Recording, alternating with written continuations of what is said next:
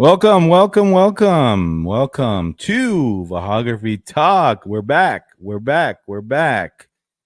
This is a kickoff show, man. This is starting things off again, clearing off all the rust. I haven't done this in a while. Live streams are back. Vahagraphy Talk is back. I want to welcome everybody to join in and let's have some fun. Let's have some fun here, guys. I've been doing this. If you know, I've been doing this last year. I've done it. Went through about 70 some episodes. We're gonna have some fun here, guys. Once a week. I'm thinking Tuesday, but this week I'll let you know the concrete time which I'll be going live every week. But I want to bring in guests. I want to bring in different people from different walks of life, different genres, photography, everything. I want you guys to get something out of these live streams. But today is like a kind of like a party kickoff thing. So I sent in some emails, some links to some people. Let's see if we'll join. We got our first guest here that's about to arrive today.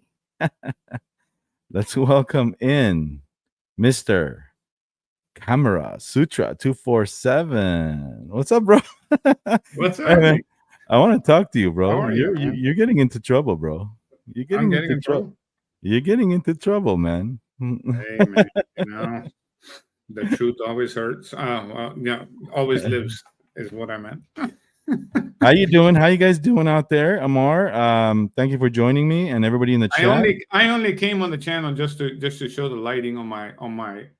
Someone didn't like my IKEA shelves, so I got new shelves for you, Hagen. Oh, what is this? It looks nice. Look at that. Hey, wait a minute. Let's do this. Hold on, let's check this out. Amar's gonna do some show and tell. Let me shut it off, because you know what? I got ridiculed for, oh my God, he's got $100,000 worth of stuff sitting on IKEA shelves. So I said, you know what? I'm glad you said something, because you got me to get off of my rear and actually go do this, which is kind of cool. What the hell is this? Isn't that cool? What are you doing with the remote? That's a cool little remote. Yeah, so I can control all of them. They're 2.4 gigahertz, all of them. So, dude, kind of cool. That's awesome. Where's the Nikon box? It's right here. This one. Oh, that's a Nikon shelf, huh? Yeah. And everything else is Canon and Sony. Correct. Yeah. Well, this is Pentax 6.7 film cameras here, and then obviously more. And then obviously this down here is your Fuji Instax. I just love printing on the go. That's cool, man. Behind that other door, which is back here, is where we do all of the printing for clients in there. Nice. So, and that's got here. I mean, I can probably walk it back there and show you.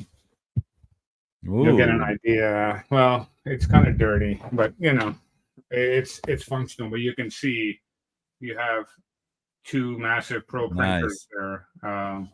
So I print a lot. Yeah. So that's cool. Yeah, it makes it easy. It makes it functional. So I got to give Seth Miranda some credit for that. I can't take credit for that. If he hadn't really made that butthurt comment, I don't think I would have done this. So thank you, Seth, for doing that, because it got me to get up and actually go out there and do it. Hey guys, I want to welcome everybody. I see Mr. Scott Balkum is in the chat. Scott, we got to have you on here one day. I love you as a guest, man. I would love to pick your brain. King, what's up, King Crook? James, what's happening? Champagne Sumo, what's up? Mike Malo Drums, what's going on, guys? Yeah, man. So, yo, man, let's do it. Yeah, let's do it, Scott. Let's do it. If you're not doing anything, just jump on. I don't have your email, but you know what? We'll do this. Oh, Scott, would love to get you on here. Well, Hagen just shared your channel right before this live stream. I've never watched it, but it looks pretty awesome. Yeah. And Champagne Sumo, no Polaroids. I do have a Polaroid camera. Yeah, this is like a kickoff kind of show, so it's just all going to be all over the place today. Just saying hello to everybody.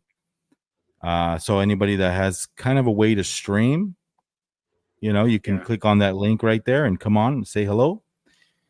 Yeah, Scott, I don't know if you're busy, but there's the link if you want to join. So yeah, man.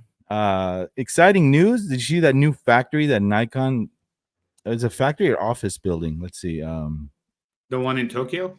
The new Nikon headquarters in Tokyo is ready. Yeah, Yeah. that building looks It looks badass. nice. Yeah, it does. It looks nice. It's Wow, pretty they took state a of the page. art. They took a page out of Apple on that one. Kind of like, you know, in the middle of the wilderness, a building. You know, that's cool. So, oh, he says send me the link. If you click on that right there, Scott, you see it? It's in the chat, Scott. It's in the I chat. can Yeah. see it. So yeah, I mean, man, hey, you must be excited, Amar, right? Canon's big news coming up, right? It's just In news. a week. You're excited. Look at him blushing. Look, he's blushing already. We're just gonna wait. We're just gonna wait. You know. Yeah. It's no point because I'm pretty sure, you know, they'll screw some stuff up too. Yeah, that's okay. Because you know, we got to hold them accountable too. You know. There's So yeah, some things that you were pretty harsh on the Z6III camera as of late. You put out some shorts and some videos that people were, you know, not too happy about. If you want to call me harsh, fine. But I didn't make the photons to photo site. There we go, airtime. And I it's funny. So I didn't make that site. That site's been there for many years. DxOMark's been around a long time.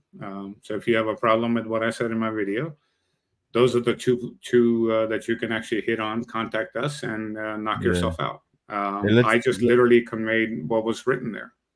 Let's say hi to Mr. Scott Balkum. Hey, Scott. Hello. What's going on, brother? Howdy. Well, pretty good. Hanging in there. Hey, I just subscribed to your channel 5 minutes ago. Well, appreciate it. Thank you. By the way, man, big fan of you. Big fan of what you do, Scott. Thank you.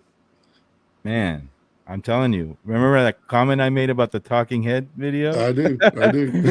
Well, you got the cleanest talking head video on YouTube. I'm like, wow, look at that lighting. Look at that dynamic range. Look at that setup.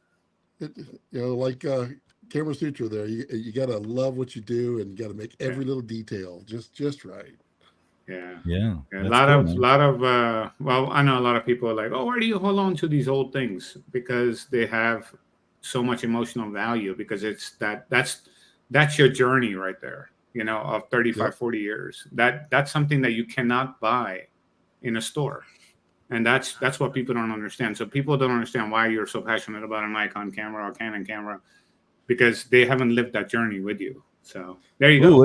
What is that, Scott? Let's see. That's Z8. Ah, nice. Yeah. Nice. How do you like it? Great. I love it. I just put out my review 2 days ago on the Z8. It's an incredible camera. It's got a lot going for it. Few little just nags and nitpicks, but I mean it's hard to complain about it.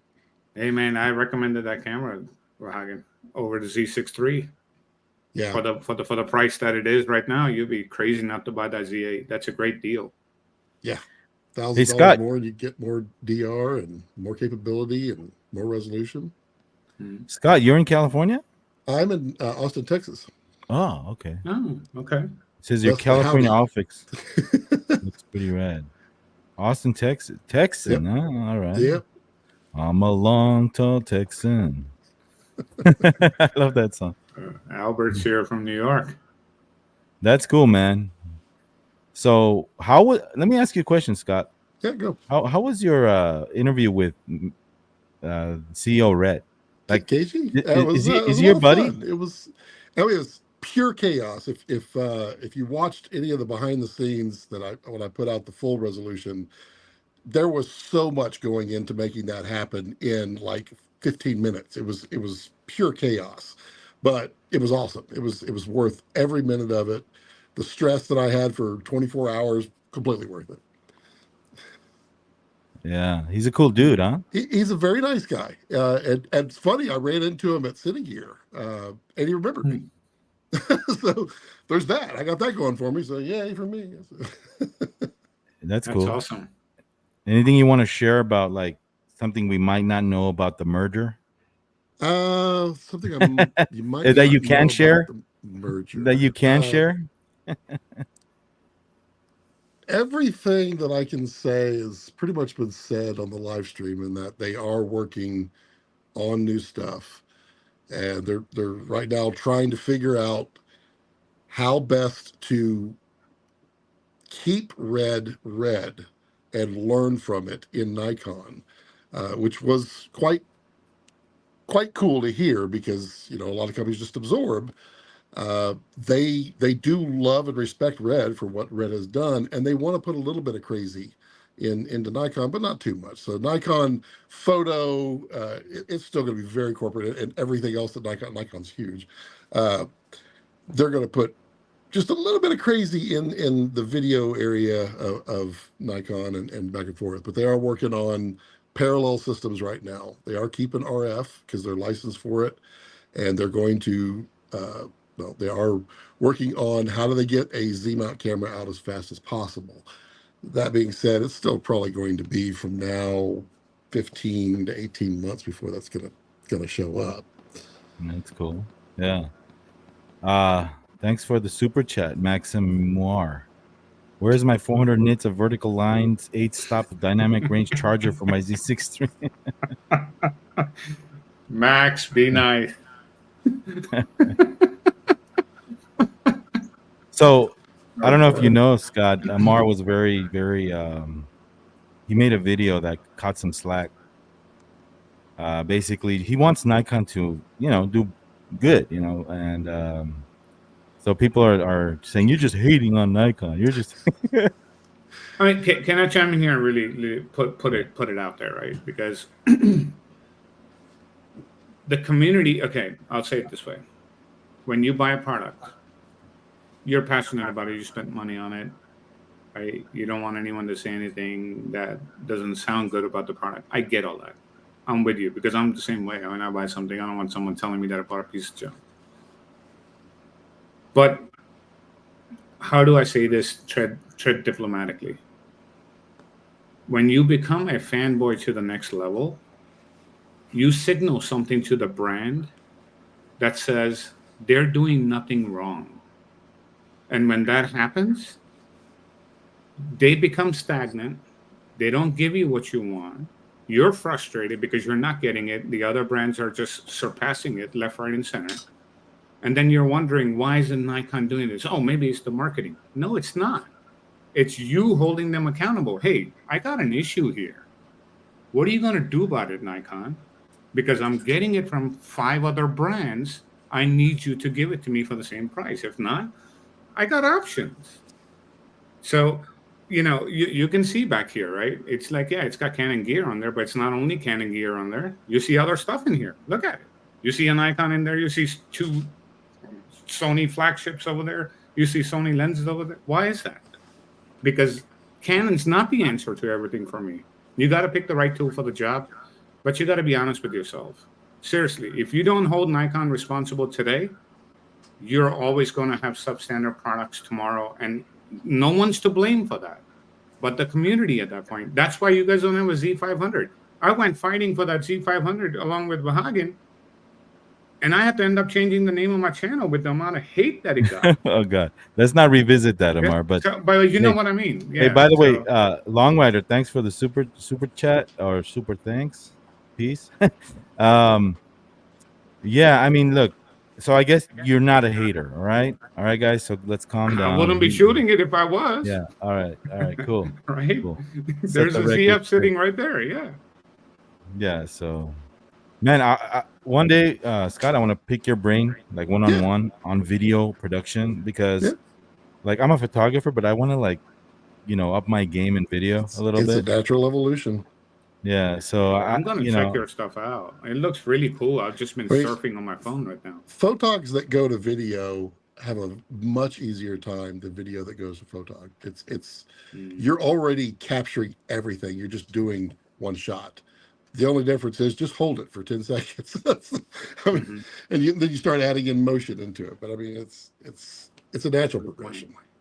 Dude, that's a badass beard, man. I used to grow that beard like that, and then it's Yeah, the really full hot. Santa Claus came on the last year, so I don't know what's up with that. Yeah, this one guy on my channel, I forget his name, but he always comments, and then he leaves at the end of his comment, Santa. Hey Santa, he calls me Santa. So So yeah. When you do those talking heads, do you use red? Are you using yeah, red there? that's those talking heads are all on the red Komodo, just regular Komodo. Oh, man. What about So lighting? There's a lot of lighting. I did a breakdown video on my talking head diagram. I think literally because you had mentioned something about it, and somebody else had commented, "I'd love to know exactly what you're doing." And I'm like, "Sure." It's a bunch of aperture lights, but it's about large, soft sources on the face, just so you get that nice wraparound. Right now, this is not that room. This is my editing workstation room. Oh. It's kind of a disaster everywhere. Nice. But Nice. I got a question for you, Scott. From a lighting perspective, obviously aperture is not the cheapest, right? they're not, but you got to take everything with consideration compared to. So what is the difference? Let's talk about it, right? Let's talk about it openly for a second, because sure. This is the same thing that happens obviously with lenses, and it happens with all different, camera gear or anything else that you need from an accessory perspective. Why aperture for one, right? And if you can get a similar light out of China, for example, for half the price or 1/3 the price, why would you not use that in a production like that when you have a 10, 15, 20, 50, $100,000 camera, firing away trying to do a production? What is the big difference there? Sure. I mean, the first answer is let's be clear. Aperture is from China. They're just an American-based company, but all their products are Chinese. And same thing with Nanlux and all of these others, Godox. What you're buying into, it just depends, because your needs may not be that complicated. What I like about Nanlux, Godox, and Aperture now, because they're all three, well, Nanlux is shooting ahead, Godox is catching up, but they're all creating ecospheres. They're creating environments that, if you get all of our lights, you have all of this control, and that's really what it boils down to. And Aperture, Amaran as well, they're technically two separate companies now, but you get their control with their Sidus Link, and that allows you so much. I have in my studio, I have about 8 different lighting setups, all programmed on there depending on what I'm shooting. If I'm doing a talking head, if I'm doing a review, if I'm doing something else, I adjust all those lights slightly. And so that's what you're buying. What you're buying, I mean, Aperture, Godox, and Nanlux, I would say at the moment, Nanlux has some of the better built gear over Aperture. It's only slightly. Aperture stuff is really at a high level. Godox is coming up from the bottom there, and theirs is lesser, but not necessarily substandard. So quality. So you're looking for quality of light. I mean, it's what we look for in everything. If we're shooting strobes, we're buying a really good quality strobe because we want that quality that's there. Sunlight, we love the sun because it's so daggone beautiful on skin. So you're looking for an LED that can do that. And that is not inherent to an LED. LEDs are not this beautiful spectrum like a tungsten or anything else. They are spikes, and they just layer the spikes in such a way that you kind of get looks this, like that. This average. And so you're buying that quality of LED, like the Aperture does RGB WW, and then they bought that did the lime cyan. It's a 6-color light, which definitely evens out more of those spikes. So I mean, ultimately, you're trying to buy quality. And before Aperture, you had Arri. Arri was doing light panels that there were, these were $10,000 to $14,000 a piece, and here comes Aperture selling them for $2,000, $3,000 a piece, There's a bargain. and they are as good, if not better. Yeah. Hey, Yeah. check it out. I'm using GVM right now, and GVM? they got this app Hey, on your nice, phone, you know. Yep. So now I can do this, like the color temperature. Look, I could just change it. See that? I like that one right there. What, the warmer color? Yeah, you are looking like That's you too look like warm. you got the sunlight hitting you, man. It's And then nice.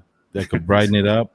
Like this Now, thing what is I'd cool, right? do is Look at that. I'd get some filtration on there to kind of really help take care of this bottom corner Vahagraphy there, because you've got that big bright sun streak, and the eye always goes to the brightest thing on set.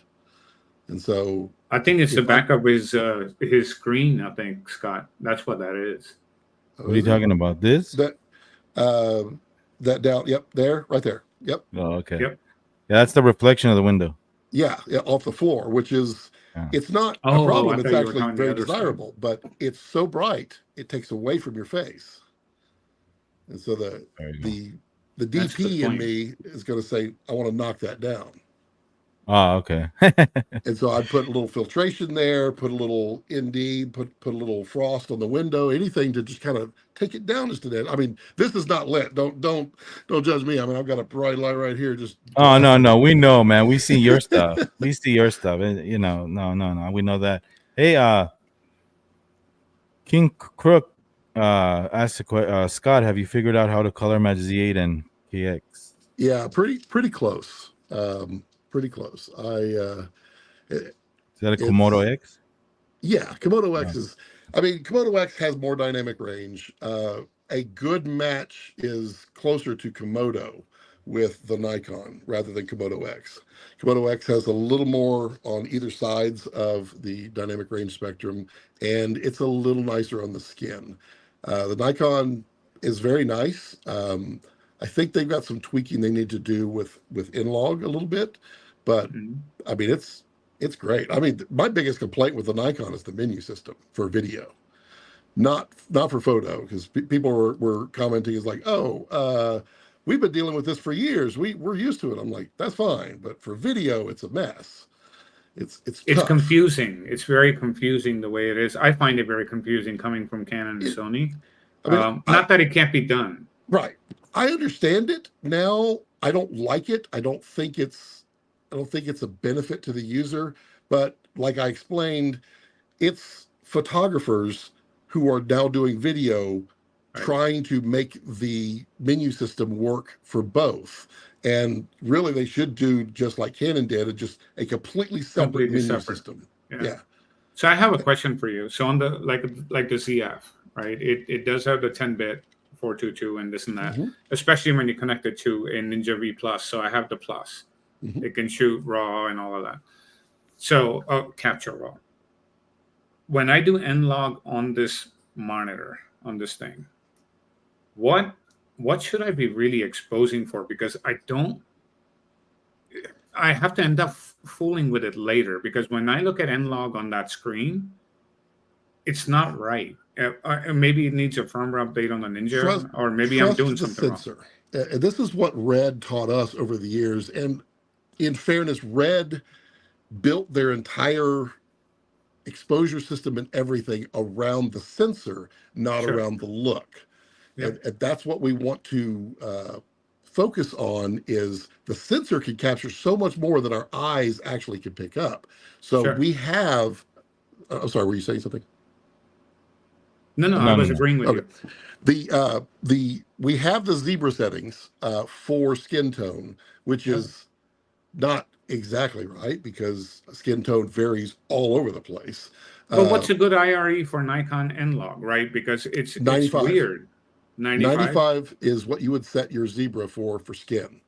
Everything else takes secondary, because all we care about is what our skin tone looks like, because that's That's what's pretty. Wow. Because with Canon, it's definitely much lower than the 95. And you know, when I go to lower, then I have to start boosting it, and it doesn't look as good. Well, and Nikon decided, instead of doing an IRE value, they decided to go 0 to 255, which is, everybody's like, where'd this come from? And so you had to know that. And I mean, I had to go find it out. And somebody else had done a video that said, here it is, it's 95. I'm like, well, magic. Perfect. Okay, that's great. Because when Learn something, Vahagan. Yeah, when we're doing exposure on like Reds and Aries and Sony's high end, we're trying to get our skin tone at certain IRE levels, and that could vary from 35 all the way up to 65. And I say 35 for one of the like the darkest of African American skins, and then 65 would be like a vampire that's never seen the sun in 6 years. And that's where you set your skin tones, and it varies. But we need to look at, we need to trust the sensor, look at your histogram and see where it's at, and place the skin right where it's supposed to be. And then everything else you control. And that's what, you know, in that's video when you world, shape the light. Yeah, exactly. Well, you get the skin tones right and shape the light for everything else is what the bottom line. And this is great, man. Free lesson right here. Thank you, Scott. Like, this is my whole goal of this live stream. Is just and you know, this has been my biggest beef, right, Scott, is because when you talk to most people that shoot Nikons, they don't know this stuff, and they're constantly just BSing you, right? I'm just being blunt, you know. That's why I wanted, when I started to scroll through like what you do, I'm like, I'm gonna ask him, how do I actually get the most out of that damn ZF? Because the Ninja can't be lying. I am doing something wrong. And it's really, I'm not trusting what that sensor can really do at IRE 95. I mean, 95 is, I'm not used to being at 95 at all. It's weird. The Ninja can lie to you though, so don't. That's what I've been thinking. It's like, there's got to be something wrong with this thing, right? You know, it's hard to look at log because our eyes do not look at life in log. But log is about how do we stretch the dynamic range of the sensor to get it to fit and conform into a Rec. 709, which is our standard color profile that we would normally recognize. That's what they're doing. So they're making this strange curve and getting all of these areas to go brighter and softer and create this curve, logarithmic curve that stretches that. And so when we look at it, it's hot garbage. We're like, this is horrible. I need contrast. I need color. Yeah, we do, which is why they provide the they provide the lookup table. The view assist, the view assist doesn't work too well. It's not very accurate anyway, especially if you look on the screen. It's a tough one because view assist is a Rec. 709 LUT. Yeah, and all it's doing, Rec. 709 is not God's gift to getting beautiful images. It's just what we're used to. So when you convert that, you're just, all of a sudden you've taken all of the highlights and your shadows that were all exposed, and then they're crushed and blown out because we just converted it into something that doesn't have dynamic range. So do you shoot 2020, or do you actually shoot like on external recorder? I mean, are you capturing 2020 or 709? What are you doing out of these cameras? In here on the Z8, I'm capturing using Inlog, which is a Rec. 2020. And then it's their in-log gamma. And I do that because that is their best way of getting the most out of it. So trust the log. And then I go into Resolve. I'm not sure what you guys are editing on, but in Resolve, there is a Darren Moiston, I always get his name wrong. He's a Resolve colorist, and he has this node tree that he's set up that is literally just a gift from above. It's amazing. And all you need to do is tell it what is the footage coming into it. Once you set it up, then you could just apply it. So I have one set up for Canon, one set up for Nikon, one set up for Red, and I just literally, in there is in log, and I click, I use my and all of a sudden I have this base starting point. At the end, it looks like a beautiful Rec. 709 image, but I can do all of my adjustments in log so that I have all that dynamic range to mess around.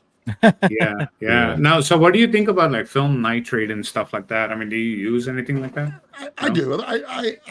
I've played with almost all of those, and it just depends on how much effort you're wanting to put into it. Because some people are like, look, I'm a photographer and I edit videos to help photographers. I don't really care so much about learning all these other things. So film nitrate will give you a quick look, uh, and then I prefer to learn how to shape and sculpt the image myself. And I'm asking you this, Scott, because I bought it, and then to me, it looks more muddier going with it, and then trying to fool with it once you apply film nitrate to it, than to just take something that's coming straight out of, like for this case, like out of the ZF. It just looks much cleaner. There is no one snap fix. It just doesn't exist. And that is because we all like what we like. We all know what we know. And when you're buying a LUT that's specifically designed to take in RAW to something else, you're buying what Joe or whoever, what they like and what they designed for that look. So you're really just kind of conforming to their standards at that point, which is why I prefer to kind of push it all myself, because I know what I like, and it's easier for me to do that. It does take a little bit longer. By the way, Yeah. I just want to introduce you guys. I mean, Amar knows them, but Albert, he's like the adapter king. He loves adapting old lenses. Albert, and then J Rod loves taking cameras apart. He has a channel where he just takes cameras apart. That's J Rod right there. So let me ask you a quick question. How fast is your computer, Scott, to do all this stuff? I mean, Everything that I'm editing on right now is a MacBook Pro M1 Max, 64 gig of RAM, 32 core GPU. Awesome. And it's been that way since it came out. You don't technically need anything more, even with all of this. Now, InLog is, and in RAW is actually a little more clunky than Red as far as playing back RAW, but it's nowhere near as bad as shooting like the C70 Canon in their RAW. It's just that's or the R5 or what have you. I have no problems editing on this, and I don't use proxies at all, except on one case where I had a bunch of V-Raptor 8Ks all stacked in the timeline. Dude, and that that's was just crazy. kind of bogging it down a little bit. And I went to some proxies then. And then I did the inline proxies with the Z8, which is very nice that it literally makes them for you in camera, which is kind of a slick thing. And I use that because it's a little more clunky. But I mean, I was using the MacBook Air when it first came out, the M1, and I was editing 6K Komodo footage raw all day long on it. Wow. I mean, we have so much power in computers these days. It's kind of a misnomer that it was the thing that everybody said with Red 10 plus years ago. And I can tell you 10 years ago when I first started in this in Red, I still didn't use proxies. I was shooting my Red Dragon 6K RAW, and I had a 14-core machine with a 1080 Ti. In fact, here's the 1080 Ti. I literally just decommissioned it. Nice. Just tearing apart my old machine. You didn't need it. You don't need proxies. Proxies were before video cards got performance, and they've got it now. And I mean, what you get in a little tiny iPad now is insane. Well, Apple Silicon's come a long way. I mean, I'm on a MacBook Pro M3 right now, this thing here, and the amount of power that this thing has, I mean, it's insane what it can do, right? And for that very reason, on the R5 files, you really need it, actually. Otherwise you're sitting here all day trying to make it all come together, especially if you're doing some heavy color grading on there. Yeah, the more compression that is in a raw format, the more work the computer has to do. And the way that Canon's doing theirs is it's pretty bad. Yeah, the raw light is pretty challenging. You need a lot of horsepower. You know, that's why Yeah, it's like here. You'll Well, probably appreciate these. Go ahead and talk. well, no, I was gonna say layman. Like for me, layman. Like I'm a photographer, so I know very like little when it comes to all this stuff you're talking about, video and movie making. But man, the trouble that I have is when I sync up multiple cameras and my computer power is not quite enough to handle 4 or 5 camera edit, you know, imagine 4K, this and that. So that's the trouble I have with the computer power. But I'm hoping my microphone sounds better now because I finally figured out how to switch it to my AirPod. Oh, you switched it? Oh, okay. Yeah. I was like, why is it not working? I literally selected it.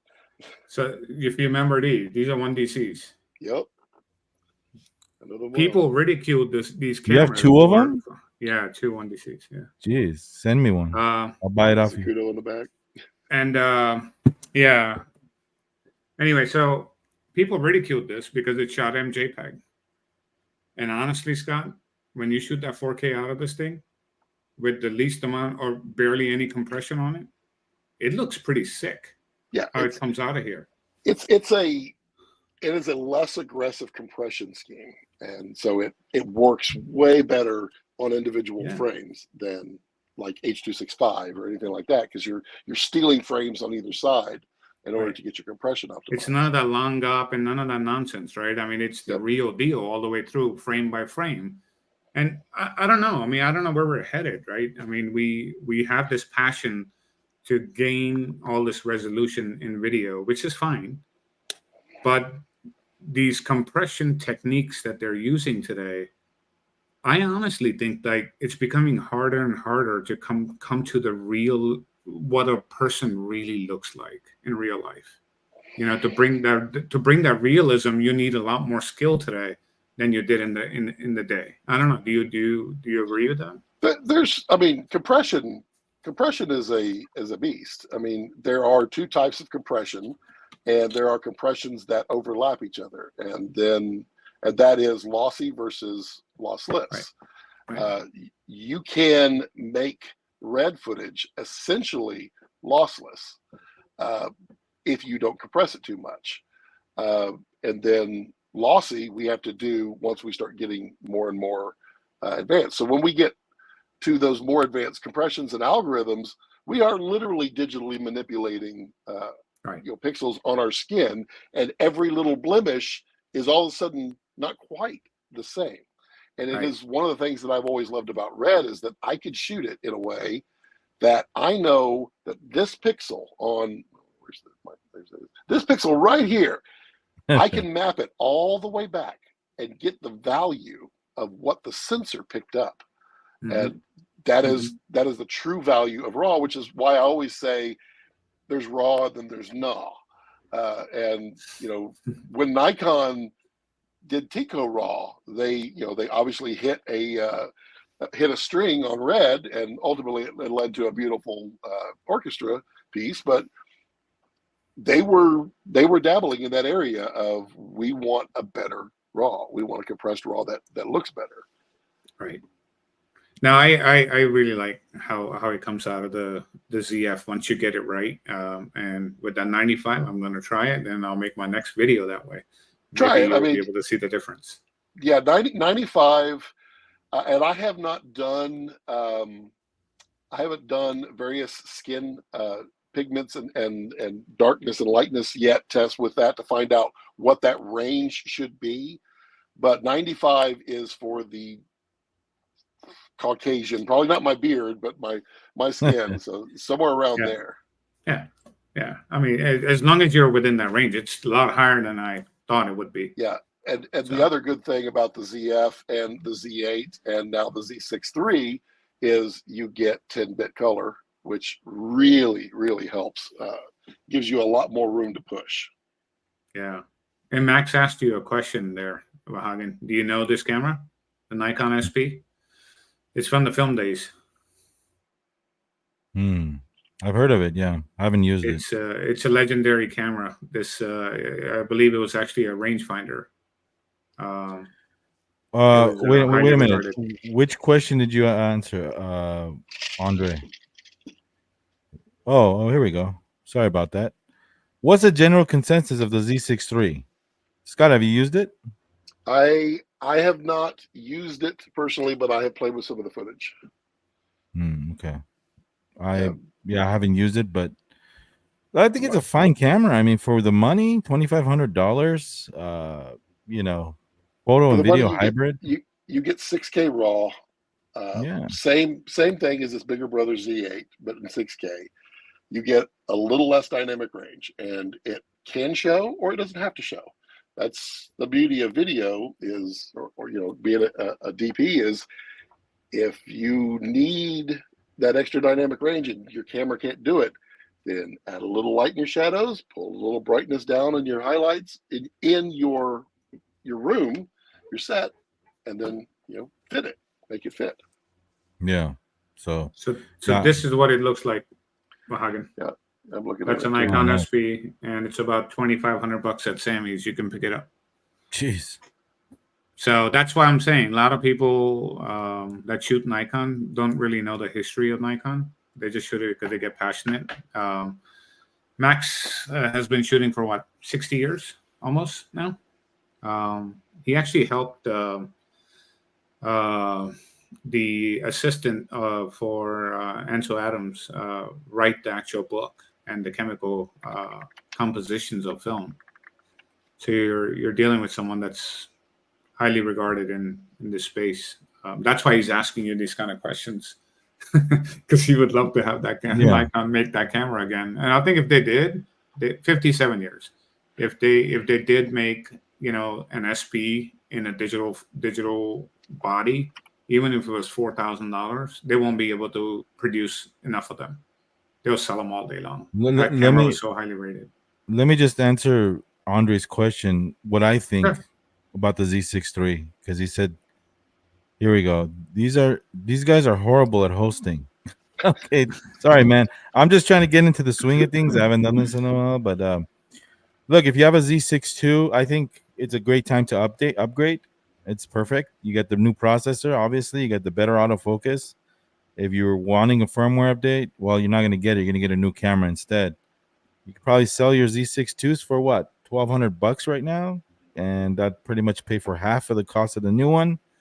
I'd pretty much do it if you love the Z6s. I like the camera. It's smaller. It's got a great EVF, 24 megapixels, pretty quick. Yeah, it doesn't shoot raw like Amar says, something like what the pre-capture raw, something like that. But I think they'll get that. Most people, yeah, exactly. Most people aren't going to use that. And the thing is this, Vahagan, it's like I'm only doing this because I want all of the people shooting Nikon to be able to have what other brands are giving, right?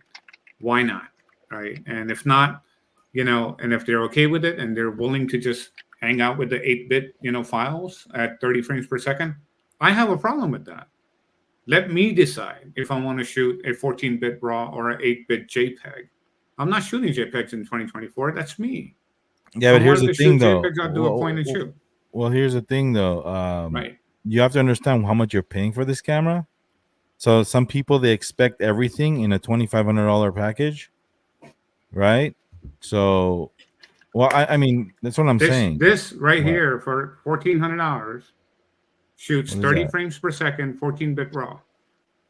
Yeah, but not everybody's not everybody's is that a Canon? Not everybody's it's invested the R7. in that. Yeah, again, it's a crop it doesn't sensor. matter what you're invested in. So when people tell me, oh, well, it's the price. Yeah, that camera is $2,000, $2,500.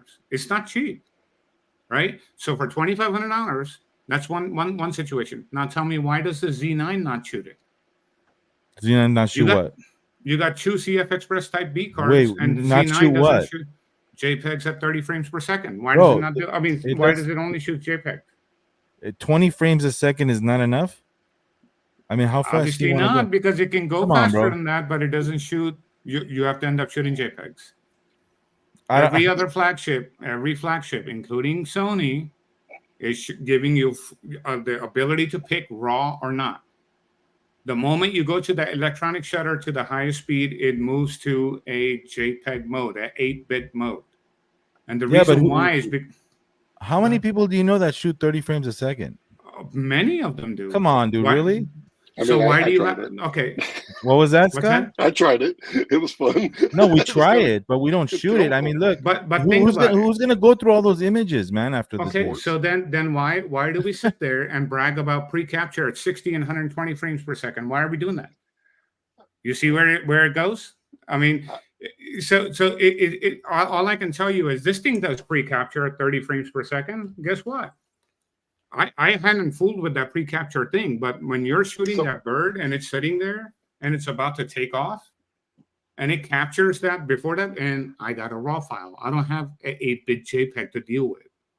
I got a full-on raw file. You got to take the entire equation into play, and that's when you do the math, you'll find out instantly why it doesn't. So a Z9, a Z8, they are 52 megapixel sensor. The ZF, the Z6s, those are what, 24 megapixel? 24 megapixels. So instantly we have 4 times the amount of data that we have to parse through. So let me ask you this, Scott. When you take a 32 megapixel DX sensor and you upscale the full frame, how many megapixels of resolution is that? If you upscale it, Max, you want to type it in the chat window? It's 83 megapixels. If you take a, but you're talking about pixel density.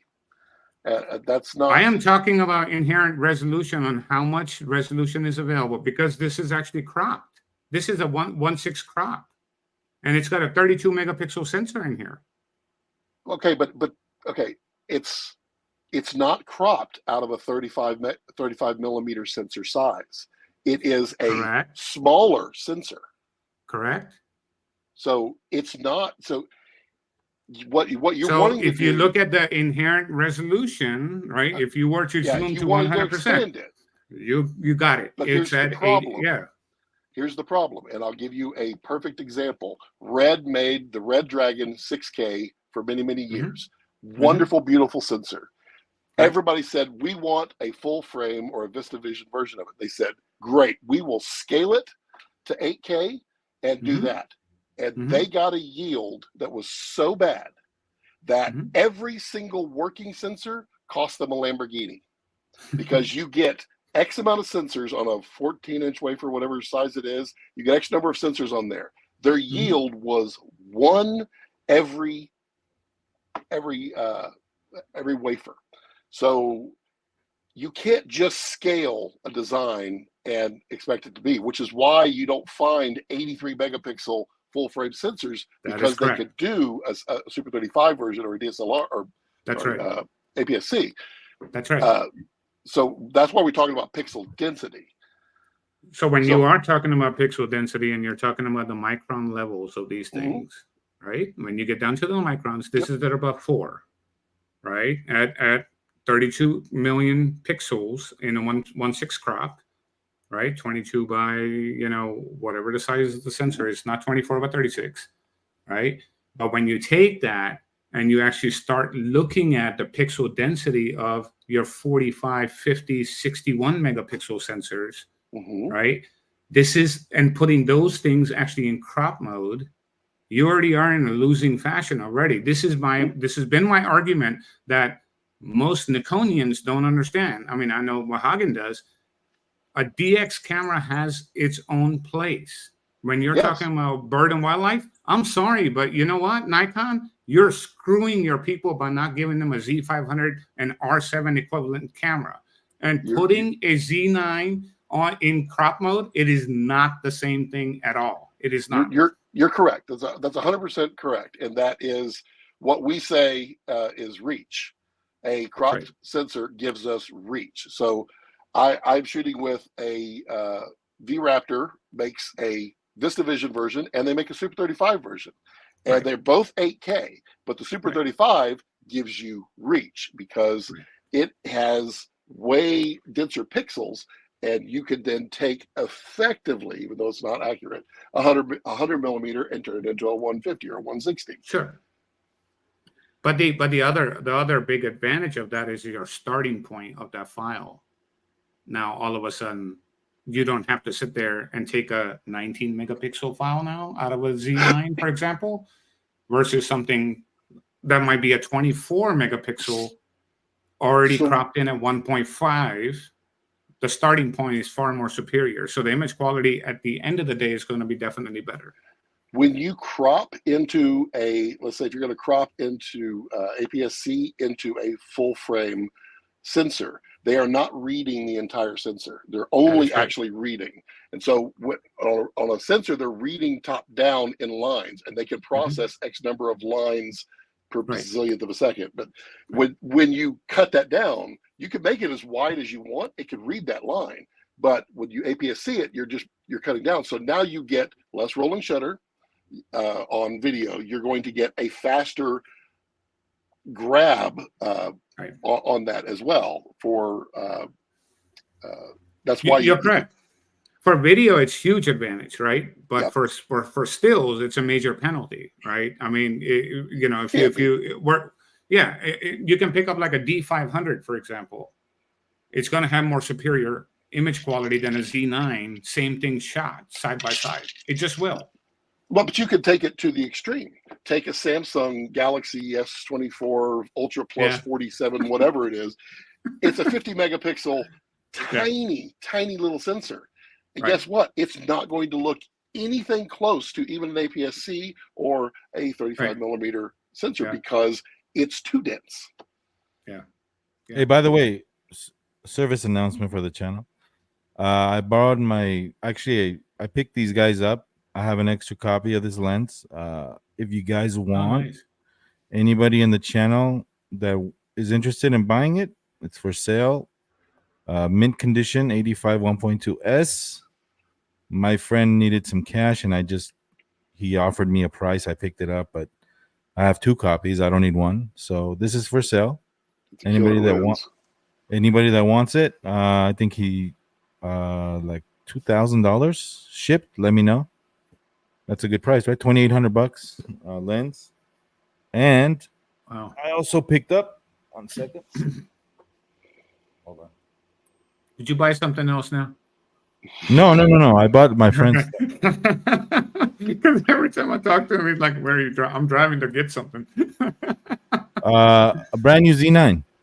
So we got a Z9 in here. Wow. Brand new in the box. Again, my friend needed money and he didn't use his stuff. He thought he was gonna get into photography, and he just decided to fall back on his cheaper stuff. So he bought it. He changed his mind, and I bought it from him, and it's for sale. So this one, $3,700, I think is a good price, brand new in the box. Let me know if anybody wants it. Wow, it's brand new. So PayPal, I'll ship only in the United States if anybody wants it, because I have a couple of people that want it locally. If I don't get rid of it locally, then I'll ship. So email me if you're interested, guys. That's a brand new Z9, you said? Brand new in the box. Wow, that's not a bad deal at all, man. $3,700, brand new in the box. Wow. Yeah, I mean, I bought it because I thought I was gonna use 2 bodies. I wanted identical bodies at work, but then I'm like, it's overkill. I don't need 2 Z9s. So the good thing is I didn't touch it, so it's still in the box. I opened it. I tested it out before I gave him the money, but I wanted it to work, see if it works. But it's got maybe like 5 shots on it. So brand new in the box. Yeah, let me know if you're interested. Family and friends, PayPal option only, guys. I'm not taking more of a hit. Yeah, you guys know who I am. It's not just that; it's the people that go in and say, "Oh, I didn't authorize this." No. If people are gonna buy from my site, they know who I am. I've sold to many on this channel, so like I'll just insure it if anything happens. But when I ship, I'm not gonna take a hit. Like, what is PayPal? 3% or something? What are they getting? 2.9, yeah. Yeah, hell, forget that. So, what's 3% of 3,700? Amar, you good at math? 3%. It's about $90. Oh, somewhere in that range. Oh. Yeah. Is it 3%, Scott? I heard it's more. It's about right, about 110, 100. 105, Yeah. right? For 3,700. Yeah, probably a little bit higher, a little close to 100. Yeah. It's still, yeah, it's Yeah, just easier, friends and family. I agree with you. Hey, So- Vahagan, you want to answer this question though? Which one? Muldunite asked the question. It's asking me the question actually about Micro Four Thirds. I do not have a Micro Four Thirds camera, and I've been. Is he like listening to our conversation, man? Because we were talking about that the other day. It's just too funny. I'd love to get one just to play with it, because just the 2x reach would be just insane. Being able to, as long as the light is good, I think you can get some amazing footage or even photos out of it, for sure. Yeah, I don't think I've used Micro Four Thirds. I But went What about you? GH4. What was I that, did GH4, GH5 for a couple of years, and it's fun, but the thing you crave is always the thing you don't have, and so you're like, oh, I'd like that extra reach, and then you're like, I wish I had some depth of field. hey, Yeah. Scott, I want to ask you something. Yeah. You do filmmaking? Are you in the film space, movie productions, this and Yeah. that? Mhm. What's their go-to, like? Because I love that stuff. I want to it fascinates me about movie making. Mhm. But what's their go-to, like? Is there prejudices in gear in filmmaking? Of course. Oh, really? Oh, So like you wouldn't believe. Yeah. all right. So what do they say? Like, oh, you got to use this. You got to use that. Well, there's all kinds of directors, DPs, production companies, everything that'll all throw their hat in the ring of, oh, you've got to use this. If you shoot for HBO, they are absolutely going to tell you you've got to use the Alexa. You've got to use the Alexa. Why? Because their colorists know the Alexa in and out, and they could just easily color grade it and get it fast. And the Alexa makes a very nice image. There's nothing wrong with Alexa. But I speak truth. And like you were talking about at the beginning, and you were also talking about cameras. Hopefully you're on the right side of the page when I'm pointing to you. You have to be on YouTube and to give opinions and all of that. You need to be honest. We as humans need to be honest. I think you were talking about Nikon, telling Nikon, don't just accept, what is great and what is bad, and not say anything about what's bad. You have to be honest. And I forget where I was going on the tangent, but I've always said that Alexas, the reason that they're popular is that they made a camera that someone who shot film would instantly pick up, and they didn't know that it was digital. I mean, they knew it was digital, but they didn't have to change anything that they did. Mm-hmm. That's why the Alexas became so popular, is they gave them a button that says record, and they set the ISO based upon the ASA of the film, and they treated it like film. Go to town, yeah. Yeah, and so it was super easy. Now you have this massive following. But here's the interesting thing. Everybody's like, oh, Arri destroys Red. No, they don't. Arri doesn't make any money on their cameras. Arri is a lighting company. They make all their money on lighting. They spend a lot on their cameras. And Red spends a whole lot on cameras, and Sony does too. But Arri is not a camera company. They're a lighting company that also makes cameras. And so it's really easy for people to just kind of poke what they hear and not really understand what's going on. But so let me ask you this question, because I think where Vahagan was going. I mean, and I don't want to poke the bear, right? Yeah, I get it. The gear wars will exist no matter where it is, because that's just boys and their toys type of thing. Kind of. So from a colorist perspective, you brought up a good point. Mm-hmm. So HBO prefers one brand of camera gear just because they have colorists that can do this. What about like Netflix? What about like Sony? And somebody, obviously Sony's going to want Sony stuff in there as much as possible, right? But I do know that Sony actually uses a lot of the Zeiss, the Z prime lenses, for a lot of their movies and stuff that they make. Any thoughts there? I mean, is it different or the same? Basically Netflix, and if you go out and look, and it's always this controversy. There's like, oh my God, my camera didn't make the Netflix approved list. They have a list of approved cameras, and it's not an absolute list either. You can definitely shoot something on something that's not on the list and sell it to Netflix, and they'll put it on. But they say if you shoot with these and you shoot at these settings on all of these, we don't care. Do what you want to do. They're not mandating anything. It's interesting who has the clout in a production, as to who wins. There are some DPs out there that'll only shoot Aries, and it's never a question. Nobody even questions it. Then there are those who only shoot Red, and vice versa. I'll give you a funny story. Michael Slovis, he is the DP on Breaking Bad after, I think, season 2 or season 3. And he came into it because they were like, hey, we're getting kind of stale. We want something really fresh and new, which if you look at those seasons, it's like, oh man, things got really artsy here. So they told him, you have to shoot on this camera.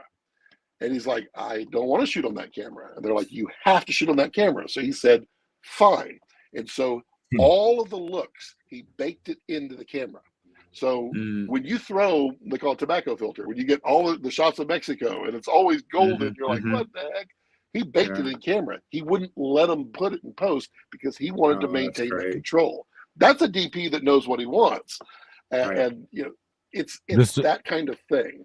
Do some studios shoot film still? Some do. Very, very few. Film is not better. It is not, it's not cheaper. It's a lot less forgiving too. You screw it up. It's definitely not forgiving. I could share a story if you have about 5 minutes and you want me to on there's a thing called the HBO Camera Assessment Series. What this is HBO every few years, and unfortunately COVID made them pause for a few years, but they go out and they take the top cinema cameras and then they create situations for these cameras that basically break them. That it's fun and it's awesome. They created this one. I think their budget this year or last year was $15 million, and they created full sets. And we're talking about like a full-size dollhouse where you have a basement that has like almost no light in it. And you got one little person reading with a flashlight, and you got this kitchen where the blasting the sun through. Of course, it's it's a 20K light coming through the window, so it's like super bright. And then they put all of these cameras into it. So it was the Blackmagic, the Blackmagic 12K. It was the Red V-Raptor. It was the Venice 2. It was Film 5219 or 50. It was the latest film stock of Kodak. The Arri Alexa Mini, and then the new Alexa 35. And so they ran through these 5 different tests, and they didn't put bias into it. They literally they designed the scenes to break the cameras to find out what they could do. And the one that cracked me up, and literally the audience bursted out into laughter. And to be fair, the only way you can watch this is in a Dolby approved theater for this assessment series, played by them, so that they know, so that it's completely impartial. So there's this one scene, it's at night, they're in Australia, they're on the water, and there's a boat, and I think they have some glow sticks or something like that, and there's like 4 or 5 guys on a boat, and there's moonlight, it's a full moon, and they start with like the Venice or the Blackmagic, and you pull back, and you're flying overhead in the helicopter, and you see you can see the boat, you can see the water, you can see everything. You can see the guys in the boat. You go to the Red, you see way more. The Red actually did really well in the low light. You see the Alexa 35 did really, really well. You get to film, and it's almost pitch black.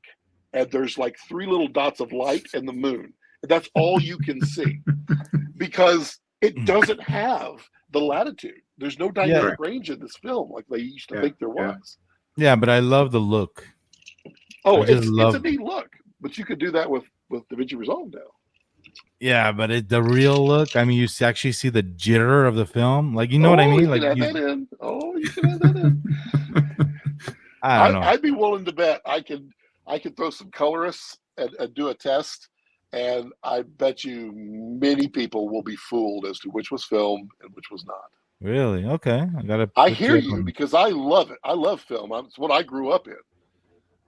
Yeah. I loved Close Encounters of the Third Kind is one of my favorite movies of all time. It's literally the one that got me so excited into being a filmmaker when I was a wee lad. We came out and it did a road show like 6 years ago, I think, for its like 40th anniversary or 35th, and they did it in film. And we're in the theater, and these people were complaining, "Oh my God, it's flashing and flickering. What is going on? This is so bad." And I'm like, "You don't understand film. We're just used to it." Yeah, but I like the imperfections. I love Oh, it. sure. I love that. Yeah. You know, so this Yeah. like vintage lenses, right? Like when you Oh, you yeah. use a vintage lens, it's those imperfections, those It's a character. it's character. Yeah, yeah. So It is a character. before we talk about this, right? K35. What are your thoughts on those K35 I'm not a lenses? huge fan of K35s myself. Really? Yeah, it's not my favorite lens, really.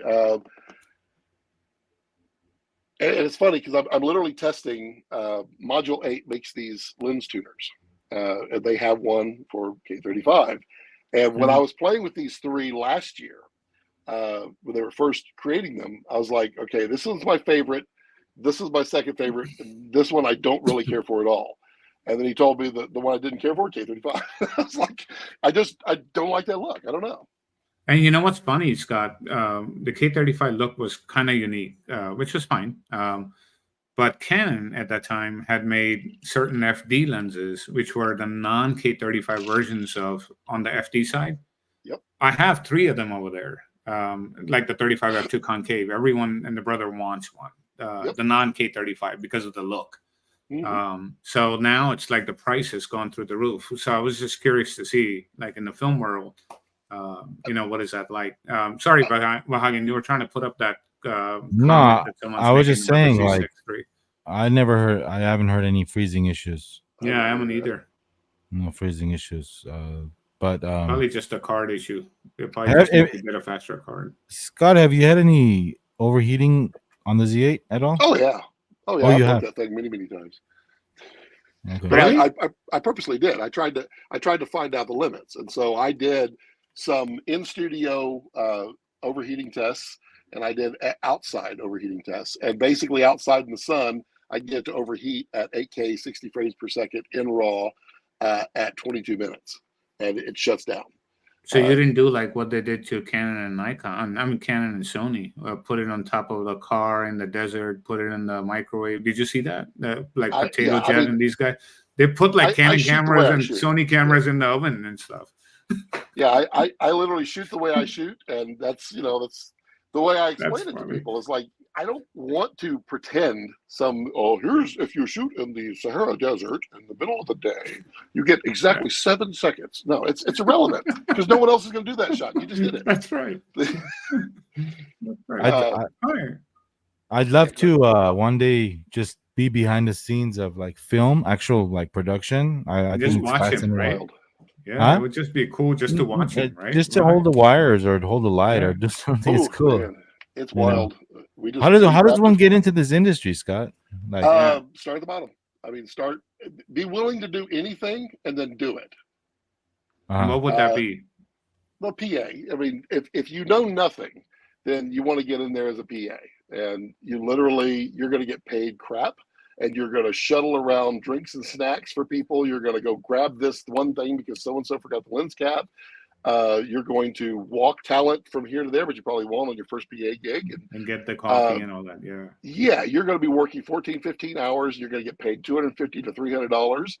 It's not going to be worth it, but you're going to be in there. And then the more you help, the less you complain, the more you want to do. It shows, and people elevate people that way because that's how you do it. Or you can be exceptionally good at photography. You switch over to video, you're naturally really good at it, and you just get seen, and then you could shoot something like that as a DP. But it's tough. It's a union gig, so it's in Hollywood. There's a lot of things to do with it. I mean, we just wrapped a feature last August. It was brutal. We shot it all summer long at night in Houston, where it's, swamp weather, 99 degrees and 100% humidity. What was it? What was it? A show? The movie is called Ick. Oh, okay. And it will be out, I think. Well, I know it's going to get presented at a film festival, I believe. Can't really say much more. And then from there it'll get put out into the mainstream. But it was A-list actors. It was great. That's cool, man. If you're ever in Cali and you're doing something, man, I'd love to meet up. I'm in Cali a lot. Southern Cal? Yeah, LA. Not San Diego, but. Do you come out to the East Coast at all? Rarely. Nah. I go to basically Atlanta and North Carolina is about as far as I typically go. Because lately we've been seeing a huge rush of people wanting to shoot stuff in the Washington, D.C. area. Sure, because it's tough. They want to shoot it all the time here. Yeah. Yeah. Well, because of the White House and the all that monuments and all that. Well, stuff. I mean, you can get that on story blocks. I mean, they already have the footage available. But you can't get you. They all want what you can't get, and it's really hard to get in DC. I've got a friend that shoots stuff regularly for big names in DC, and it's tough. It's really tough up there. Is it? It's never too late to get into this industry, right? No, of course not. It's never too late, right? Like, let's say a guy like, I mean, well, I say look at Clint Eastwood. He's been into it all his life, but he's 93 years old and he's still directing features. Of course, anybody of any age can do it if you just love it and do it. Mm-hmm. How about acting? Is that a totally different like? Well, Hagen's good at it, actually. No, man, he does it in his videos all the time. You gotta. I mean, you gotta be versatile. Talented. I mean, I like it. It's wild because there are different types of actors. That there are actors who are so immersed in their role that on set you can only refer to them as their character, and they never break character because that's how they do it. And it's wild because it's tough. I mean, can you cry on command? Let's say cry. It's hard, right? Yeah. Well, so if you can't I just cry watched on command, you're not Brian.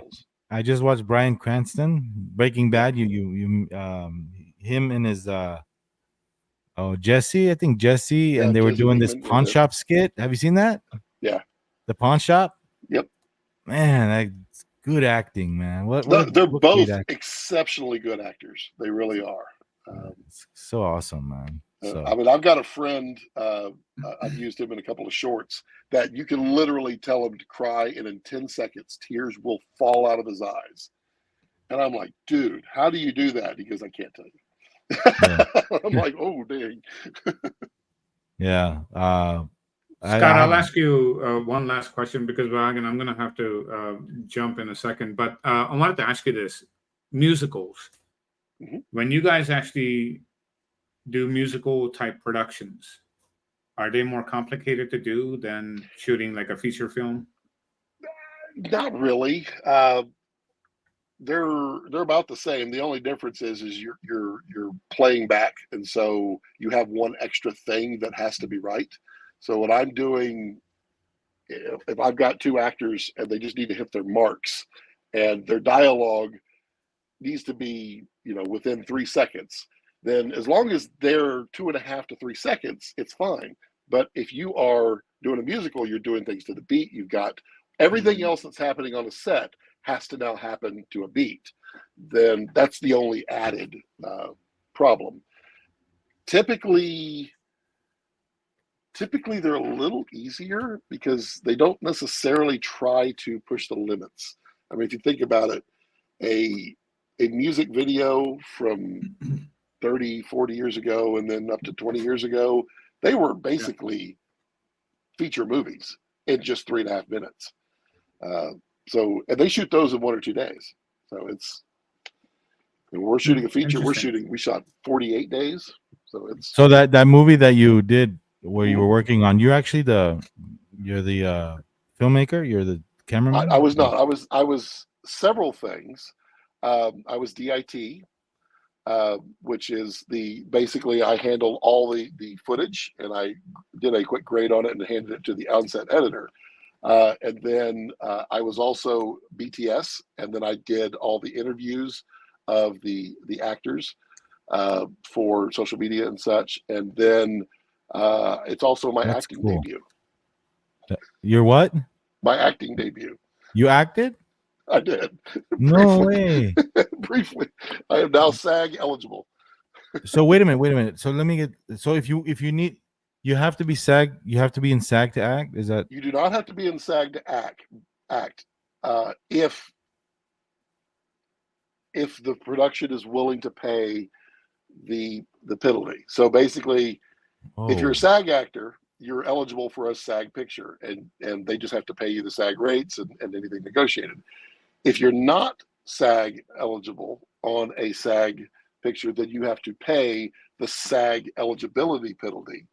So that allows me to now become a SAG member if I wanted, but that would be a horrible mistake if I was going to do acting, because I have one role on my debut, and I can only then do SAG features. So that's cool, man.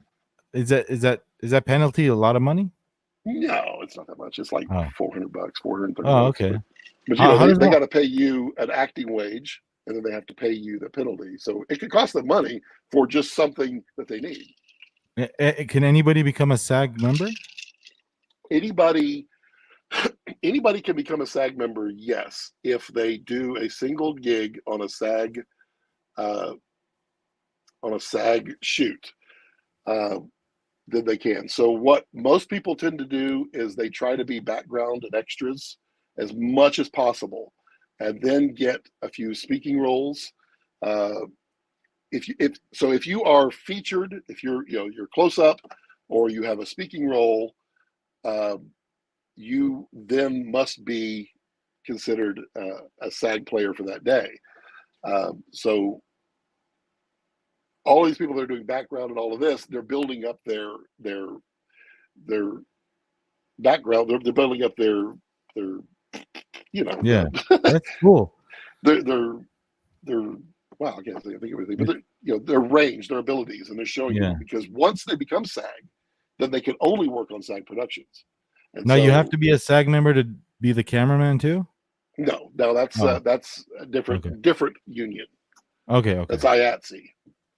So there's Producers Guild, there's Directors Guild, there's IATSE for camera and crew and electricians, and then there's it's all over the place. SAG is Screen Actors Guild. Screen Actors Guild. Okay, yeah, that's cool. And the president is Fran Drescher. Jimbo says, "Oh, cool, the Canon guy is here."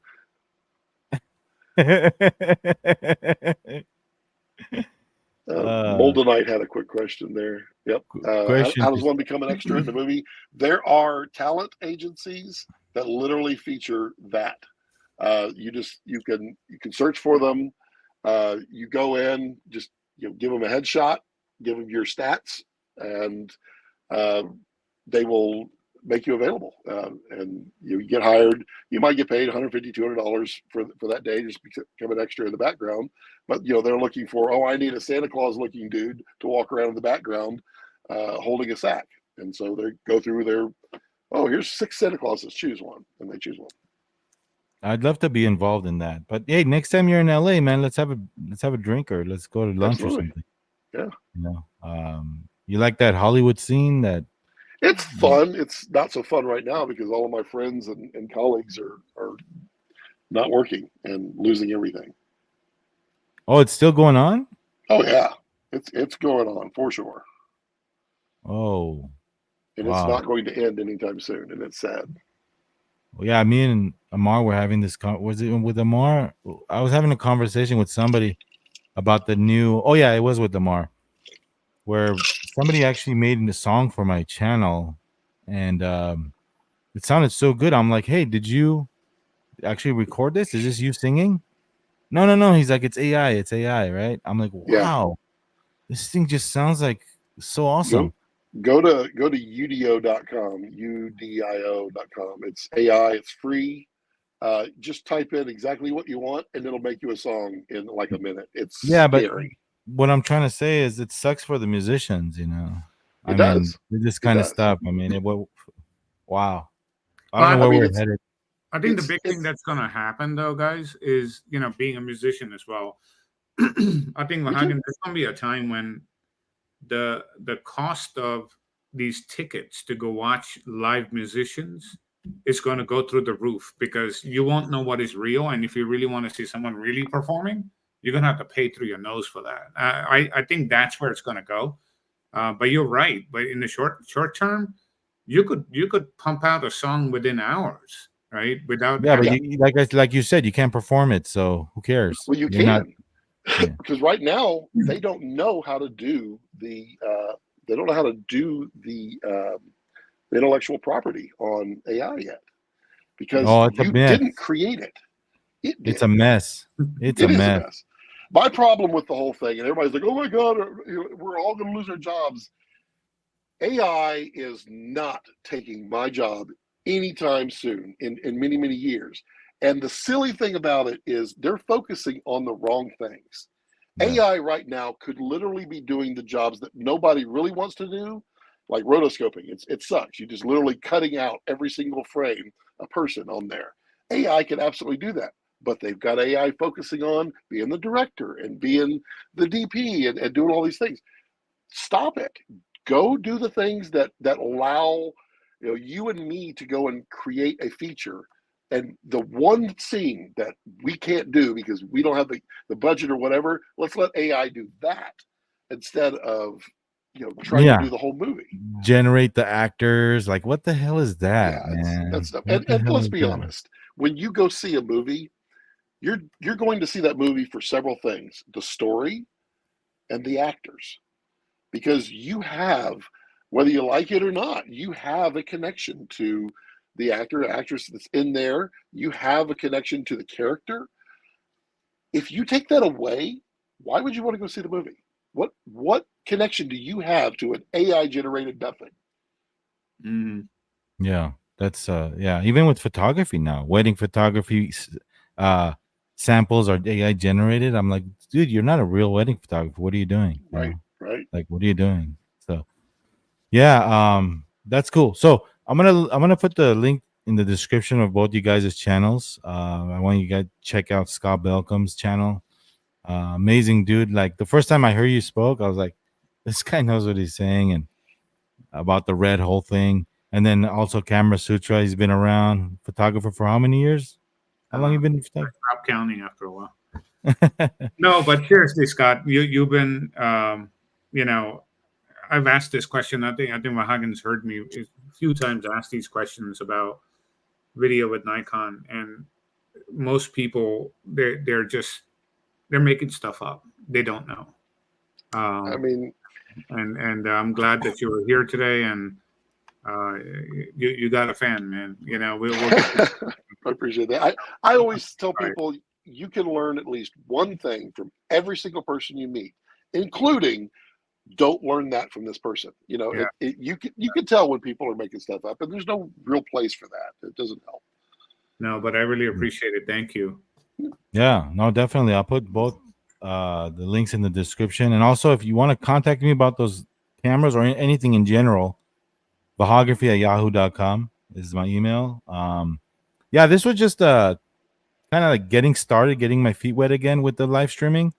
I wanted to test out some things and just feel it out because I haven't done this for about a year. But I haven't really pinpointed the day and time yet, but I will. But yeah, it's fun. It's fun. I mean, it's fun getting in touch with the community. Scott, you do this too, right? On your channel, you have some live I do it streaming? every Friday at 4:00 Central. Okay, I'll so do make it sure. tomorrow. Okay, so Friday, 4:00 Central, it's Scott's live stream. I'll make sure I'm not gonna, do it at that time. I don't want to conflict with anybody else's, because I No, was looking at, the internet's I was, big enough.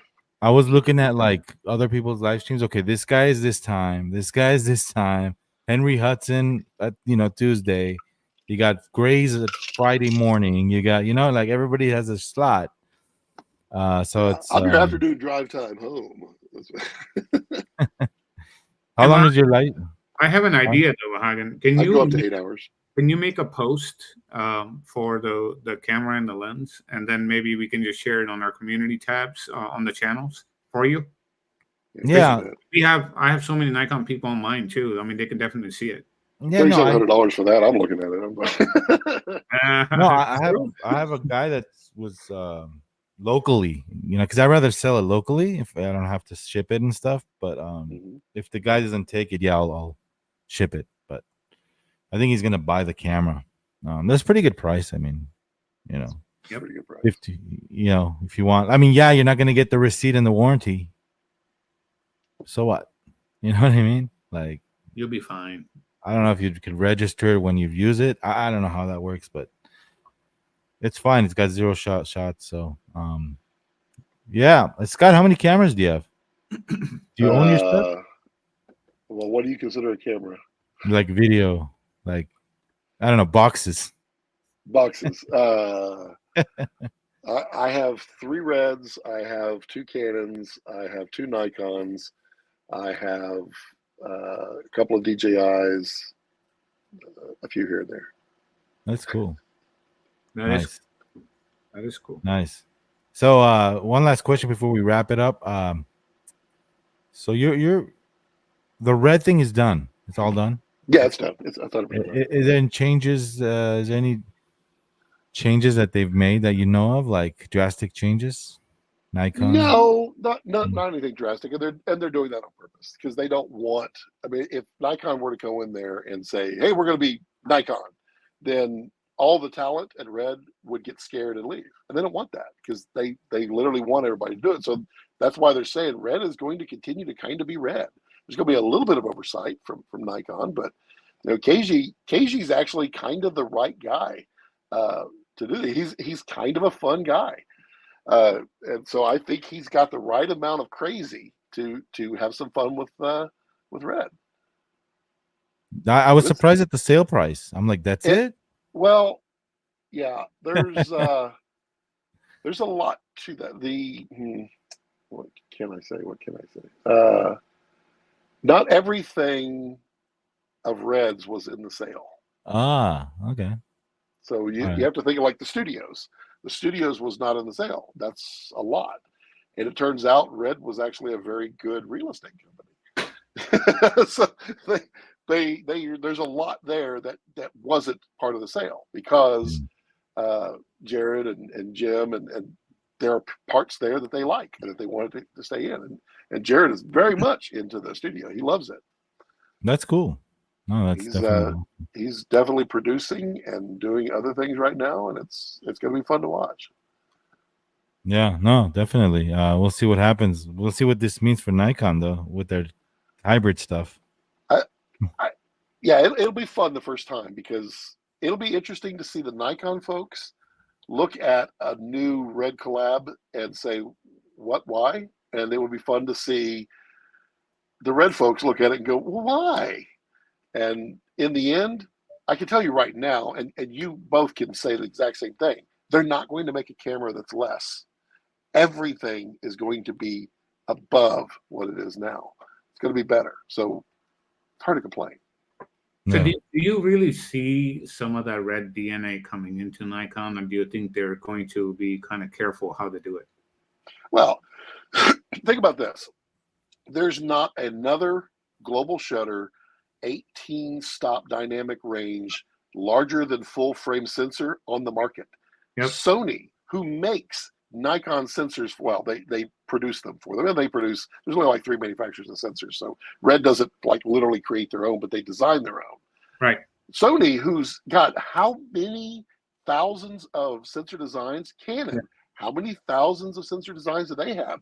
None of them have an 18 stop full frame. Yeah, so there's a whole lot that Red did well. Not to mention the fact that low light capabilities is insane. Yeah. So there is some DNA that can definitely transfer down, as well as, you know, this is one of the things that Jared was saying on the live stream. And I am going to have him on my live stream soon. We talked about that. He's coming. But Red is not an ASIC manufacturer. They are not, the ASIC, going back to your original comment of why do I have to shift over to JPEG at beyond 20 frames a second? It's because of the power of the ASIC. Nikon is an engineering company that can design ASICs and build them. So what Jared said was they see the power of the X-Speed 7, and they're like, wow, it can do all of this in this tiny little ASIC, where Red has multiples doing this. So there's definitely crossover that can happen that benefits everybody. It'll be That's interesting. cool. It will be interesting. You're right. My favorite thing of all is Red has a clearing on the patent for RF. They are authorized to use RF, and they have the authorization for Z. So Red could be the first manufacturer to make a Z to RF adapter. Yeah, that would be pretty incredible if they're able to do that. You still got that there that they can do it. It can be done. Oh, it physically can be done. Correct. It's just legally. Because if they do that, all of a sudden now the Canon RF lenses, obviously the opens up a new market. Right, because then they don't have to make as many cinema lenses, right? But they will. Yeah, they're gonna have to. I think if they're going to go down that path, they're going to be left with no choice but to make cinema lenses, which are going to be different than the camera lenses that they're making now. And then the Z mount becomes the de facto useful for everything mount. Right. And Nikon, it's a massive win for them. Right. Yeah. I'm excited to see what Nikon's going to do with their new glass factory. What is your take on what is your take on Canon cinema line? I don't mind Canon cinema lenses. They're a little warm. They're Canon's. I mean, they make one of the best wildlife lenses on the planet. The 1000 millimeter one. Yeah, that thing is insane. And it's incredible, and I can't afford one, and it makes me very sad.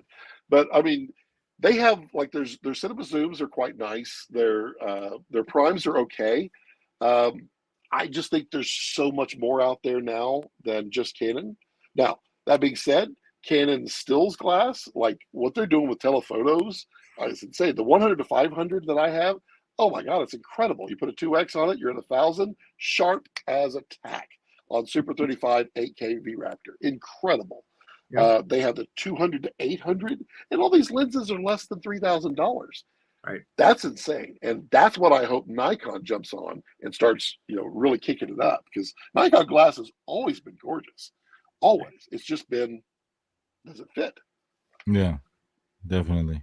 So awesome. Well, this was fun, guys. Oh, thanks. I want to thank everybody in the chat. There are a lot of people in there, man. Huh? How many people are in there? It looks like so many comments are going by. I just want to thank everybody. Yeah, like I said, this was the reboot, so I'm just getting my feet wet here. But everybody that participated, left comments. Thanks for the super chats as well. Yeah, we're back, and we're gonna rock this thing.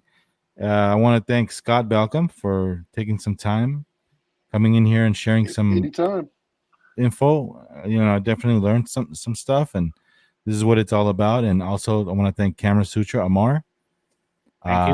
Again, Nikon people. He told us what he thinks, and he's doing it for Nikon to improve the product, not so much the bashing. I know you got some heat on that, but just know, guys, if you guys are okay living with a substandard, way of Nikon treating you the way they are, I'm sorry, but you know what? They need to up their game. And the same thing's going to happen with the R1 next week. If Canon misses the thing, if you look here, you got 6 1D bodies. If you want to take that 1D body away from me, you better give me a 1D body, at least something as good as that or better, or I'm not going to do it. It's the same thing, and it's going to be my same thing. I'm going to be ranting there too. It's not about getting upset. It's about when you're paying that kind of money, you work hard for your money, man. Even if it's $2,000, $2,500, that money don't come cheap. When you're working hard for it, why should you settle for less? And they should be listening to you. So please make your voice be heard. And I hope to God that you guys get a Z500, because I go to the dam so many times, shoot alongside with so many wildlife people, and it's really sad that you got all these Nikon people that are still using a D500 and they don't have like a new Z replacement for it, and they have all this awesome glass that they can't even. Well, again, I'm not sad that I still use my DSLRs. But you don't D5. shoot any wildlife. You only shoot the brown pelican on the porch over there. Alright. No, You should upgrade to puppets. It really they've changes done a some lot. beautiful glass, right? You guys have incredible long glass that we don't even have on the RF side, but you don't have a camera to really complement it, right? If they had a Z500 type of camera, the waiting list would be so long it wouldn't even be funny anymore. They would steal the hell out of it. Yeah, well, like I said, I know what you're saying, man. I know what you're saying. You know, in due time. But you have to admit what Nikon has done Absolutely. in this short little time. I mean, going from no mirrorless to like, you know, all these lenses and all these cameras and movie making and filmmaking and Think about it. Like 2018, right? We were sitting there when Nikon and Canon actually said, "Hey, you know what? Maybe we might just actually come up with a new way of doing things," right? And if you remember the Sony camp at that time, they started laughing. You're too late. What are you gonna do? Look at where we are today, right? yeah, exactly. So, And it, like you know, Nikon, like this guy said, who's it? I think Jeff and Leslie said the cameras are just tools. You know, it's what we do with them that counts. So, I mean, you're right. And by the way, guys, I'm not getting paid for Nikon. Like they don't pay my bills. You know, so they don't. you know, huh? They don't. What? No, they don't pay my bills, and I'm not getting like anything from them. Oh, actually, they kind of do because I use their gear to shoot. So in that way, It's a tool. You literally just described a tool. I'm making a new video this week, actually, on the ZF. That's gonna come out. oh, here we go, guy. You want to address this real quick before we sign off, Amar? Which one's that? Oh yeah. Mm-hmm. So, well, you know, I guess DxO Mark, all these people are just a bunch of idiots, right? Because you know, if it's a lie, then so be it. But you know what? I'll live with the truth, and you can turn it into a lie and live with your lie all you want. You can call me whatever you want, and this is not about trolling. So, like, Wait, who's Sid Phillips? I Is don't that know. the same guy that attacked you last time? No, right? Oh, okay. Never. Is it him? Long Rider knows. Oh, he knows him. I don't know. Anyway, It all right, doesn't- guys. It doesn't matter. So, you know, at the end of the day, I hope you guys get everything that you're supposed to get on the Nikon cam. I just want raw capability on my ZF. So Nikon, if you're listening, get it done. I don't think you're getting that. Yeah, I don't think I am either, but I'm trying at least. Shout out to Jet Photo. He's from Texas too, I think. Me and him got into it on my Casey video, but then we came to common ground. So check out his YouTube channel there, Jet Photo. All right, guys. Again, check out Scott Balkum on YouTube and Camera Sutra. I'll put the links in the description. Again, thanks everybody for joining in. I will put it the real time of Vahagraphy Talk once I decide what time slot and what day. So do that thanks. link for us so we can share it on our community tabs for you. Yeah. Thanks, guys. Any final words before we end this? No, whatever you got, just go shoot it, man. It doesn't matter. Yeah, literally, the best camera is the one you have. Produce content. You know, that's all that matters. There you go, Scott. Scott is the best. Thanks for the show, V. You're welcome, man. These guys, like I said, come take the time of their busy schedules to be here, share knowledge with all you guys, and that's the main goal of this thing. You know, I think I'm gonna have a guy that's. I was talking to some guy that emailed me about safety. He recently got his camera gear taken away from him, and he wants to. He got mugged. So he wants to share his story, you know, so we could build awareness about that. But anyway, that's for another show. Thanks, guys. Thanks, everybody. Thank you, Vahagan. Check out these guys' channels. Nice meeting you. All right. Rock and roll, guys.